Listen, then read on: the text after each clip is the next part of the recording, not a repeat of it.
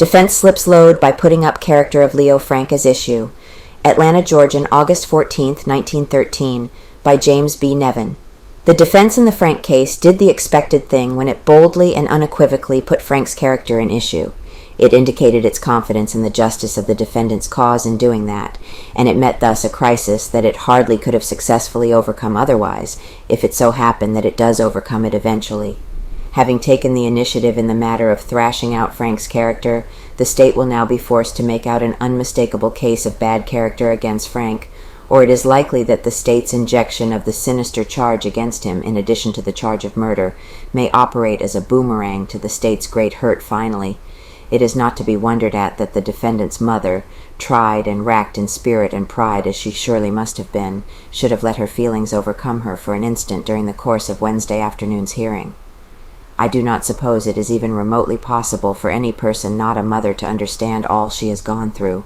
Her vehement protest against the vile things being said and hinted about her boy, true or untrue, though such things always are untrue in mother love, I take it serves to illustrate, however, how very vital to the defense now is the establishing of Frank's good character. I doubt that anything thus far said to the jury has so profoundly impressed it as the unspeakable thing Conley said of the defendant. The jury is only human, and it can no more dodge impressions than other people can. Impression must be erased. The defense is up against the Herculean task of removing all of that impression from the mind of the jury, the 12 minds of the jury, indeed, for it will not do to leave even a fraction of Conley's story undemolished. Manifestly, therefore, the defense could not, if it would get away altogether from the matter of Frank's character. It found itself necessarily forced to the other extreme of the situation set up by the state. The state, on the other hand, by reason of the defense's challenging attitude in the matter of forcing the issue of Frank's character, must now corroborate the frightful story of Conley, or I think it may suffer before the jury irreparable injury. Curiously enough, the burden of proof in the Frank case seemed to have been shifted a week ago. That is, whereas the burden is legally imposed upon the state, it being the theory of the law that a defendant goes into court with the presumption of innocence in his favor, it appeared after Conley had made his awful charge that the burden then was shifted onto the defense to prove Frank's innocence rather than that the state should prove his guilt. In putting Frank's character in issue, however, I now think the defense has shifted back the burden, in large measure anyway, to where the law contemplates it shall rest. The state must complete its proof of Frank's depravity, or the state will not have made out such a case as likely will stand to the last analysis. Defense plans its climax. As the state moved in the beginning of the Frank trial, steadily and consistently to the Negro sweeper Jim Conley, as the climax of its case, so today the defense is moving every bit as steadily and as persistently to the defendant Leo Frank as the climax of its case. The state's case progressed ever up to Conley. The defense's case is progressing ever up to Frank. It is Conley versus Frank no less than it is the state versus Frank. No intelligent and discriminating observer abreast with the status of the trial doubts that, or has doubted it for days. Either Leo Frank's life will answer for Mary Fagan's, or Jim Conley's will. The capstone of the defense undoubtedly will be the defendant's statement. He will make it just before the defense rests its pleading. Already this anticipated dramatic event has cast its shadow before. The public is looking forward to Frank's personal statement with no less keen interest than it looked forward, perhaps, to the terrible story of Conley. Frank will be permitted, under the law, to make a statement to the jury, but without being permitted to swear to its truthfulness. The jury will be instructed that it may accept that statement, if it so elects, in preference to all the sworn testimony in the case, or it may accept it in part and reject it in part, or it may reject it altogether. The jury alone and finally is made the sole judge of the defendant's credibility on the stand, tells what he pleases.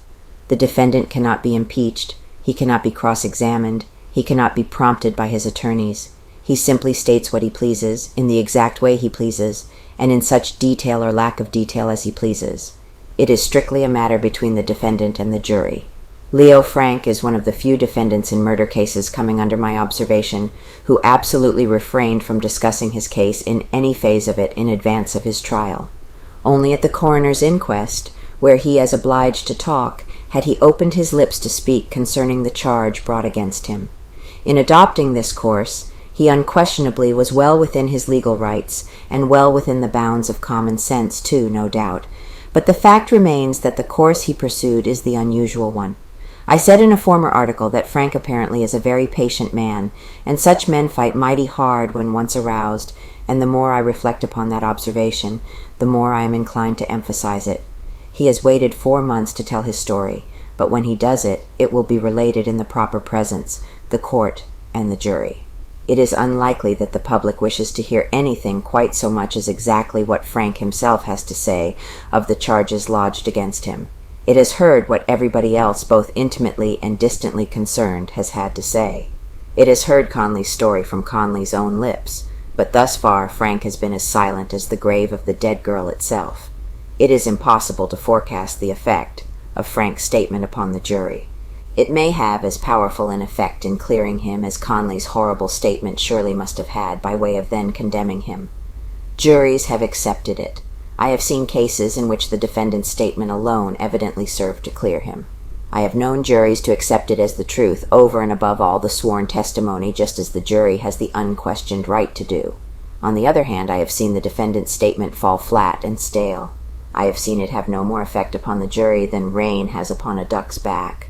It all depends upon the defendant's manner and bearing on the stand, the seeming sincerity of his recital, its plausibility and probability, the character of the man making it, his intelligence and apparent directness of purpose, the necessity of the statement as bearing alone and entirely upon weak points in either his own or the state's case, and many other things. The defendant's statement presumably dovetails, of course, into the case, as lawyers therefore have made out, and yet I have known the defense to introduce the defendant the first thing and proceed thereafter to the building of a case around his statement.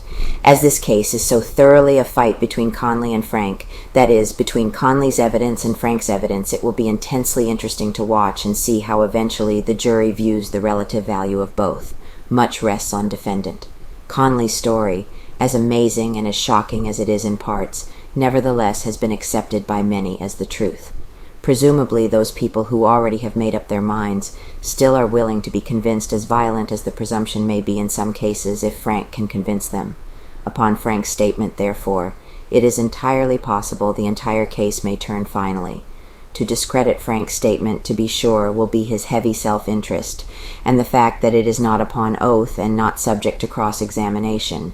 To discredit Conley's story, however, is his also heavy self-interest, and the fact that, while his story was delivered on oath, his character admittedly is very bad, and his numerous previous sworn statements admittedly false in many important details. The situation thus set up is about as pretty as it could be, from an abstract legal standpoint.